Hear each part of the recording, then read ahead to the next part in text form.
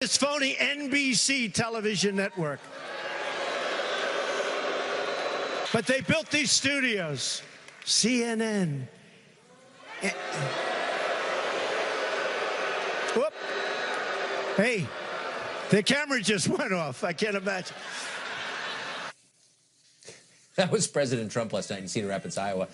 It was a long speech, more than an hour. It's a pretty interesting speech, actually. But unless you're watching this channel, you likely didn't see it. Producers over at CNN and MSNBC cut away pretty quickly. CNN covered Trump's speech for a mere 7 minutes, then went on to discuss Jared Kushner's security clearance. Bet you didn't know that was breaking news. And Jay Johnson's claim that, you guessed it, Vladimir Putin ordered cyber attacks in this country. MSNBC didn't show the speech at all, and instead dedicated more time to, brace yourselves, the alleged collusion between Trump and Putin. Joe Concha writes about Media for the Hill, and he joins us tonight. So, Joe, MSNBC, I get, actually, they know who their audience is. That doesn't bother me. CNN's supposed to be a news channel, and they talk about Trump a lot, and here they have a chance to actually show Trump talking, but they cut away. What is that about? When you say a lot, Tucker, boy, you hit the nail on the head. There was one snapshot back in May. It was a non-breaking news day, kind of like last night. MRC study showed that CNN talked about Trump 92% of the time from 4 a.m. to 11 p.m. And if you watch the network, and I watch it often because it's part of my job, that's about right. Probably somewhere between 85 and 92%. They're talking about Trump. So when you're so myopic on a particular person, in this case the president, why wouldn't you cover him live to actually hear what he has to say, unless that unfiltered version of Trump doesn't allow for commentary, punditry, or maybe speculation around the latest bombshell that came via unnamed sources? So then we talk about the business end of this, right, of journalism. How did the ratings work out? Was this a good editorial decision by CNN and MSNBC not to cover this rally live as Fox did? I have the numbers in front of me. Fox more than quadrupled CNN's audience during live coverage at 8 p.m. Eastern last night. Total audience, Fox 3.3 million, CNN 821,000.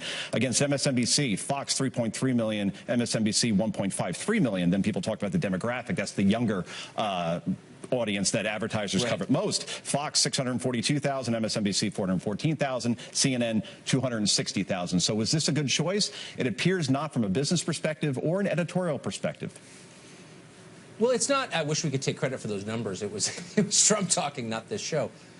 But it's not really journalism what CNN is practicing anymore. It's advocacy. And again, that's okay. I think there's a role for advocacy. But why does the channel continue to brand itself as a news outlet?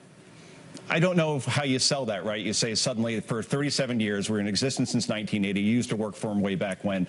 You suddenly say, hey, the days of Bernard Shaw and Aaron Brown, those are gone, and we're just going to be now the opposition party instead. I don't know how you necessarily come out and be transparent about that. But you're right, and the numbers support that. The Harvard study, hardly a bastion of right-leaning conservatism, came out a couple weeks ago, showed that CNN, more than any other broadcast outlet, at least on cable, 93% of its stories are negative. That means out of 100 stories, only 7 stories on CNN are positive. And again, last night was newsworthy to cover because Trump had not done an interview on cable since May 13th, hadn't done one on broadcast news since May 11th with Lester Holt. Therefore, an unpredictable president and that sort of audience on a non-breaking news night, I think you got to cover that. Well, you kind of would think that if you're going to call yourself a news network. I guess what bothers me is the dishonesty. And I don't follow a lot of media about media. I know that that's your job. Is CNN still regarded as a news channel by other news outlets? Do they cite CNN as a source for unbiased accounts of what happened in the world? Or is it seen as an advocacy platform?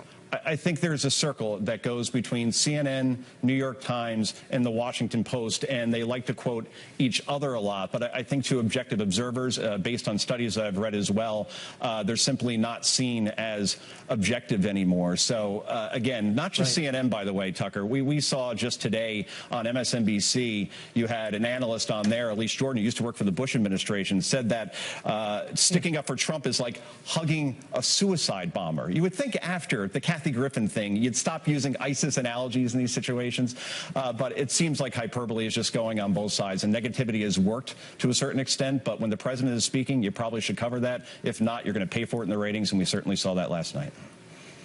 Extremism, the pursuit of Trump, is no vice. That is their view. It's unbelievable. Joe, thank you for joining us. Good to see you. It's great.